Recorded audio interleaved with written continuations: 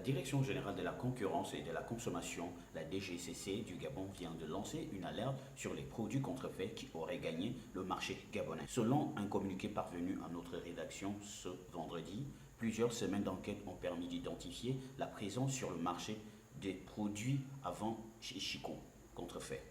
Ces produits de mauvaise qualité seraient, selon cette instance nationale de protection du consommateur, potentiellement nocifs pour la santé des nourrissons.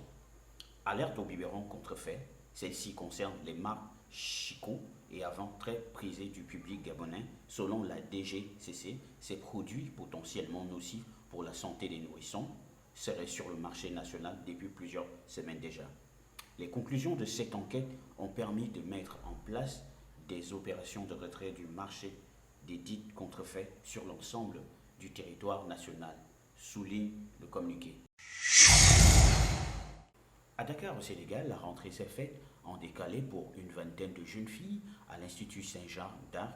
Ces élèves musulmanes voilées n'avaient pas été admises le jour de la rentrée scolaire suite à un nouveau règlement intérieur de cette école privée catholique. Celle-ci exige désormais une tête découverte après plusieurs jours de polémique. Un accord à l'amiable a été trouvé la semaine dernière. Les jeunes filles concernées doivent porter un voile de dimension convenable fourni par l'école et qui n'obstrue pas la tenue.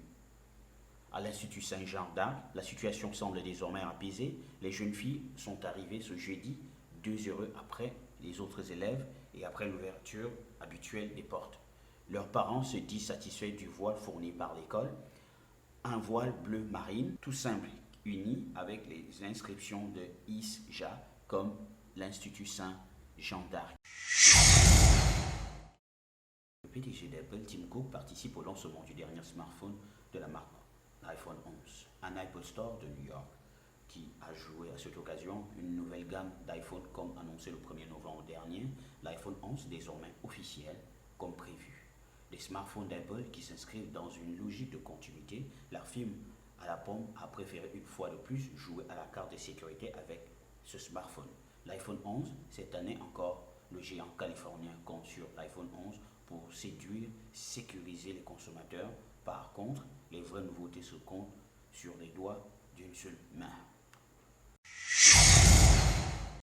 Algérie, 31e vendredi de manifestation contre le régime. Les manifestants participent à une marche contre la tenue d'une présidentielle prévue pour décembre. Dans un contexte particulièrement tendu, l'armée ayant eu pour ordre d'interdire l'accès des manifestants à Alger, d'épicentre de la mobilisation.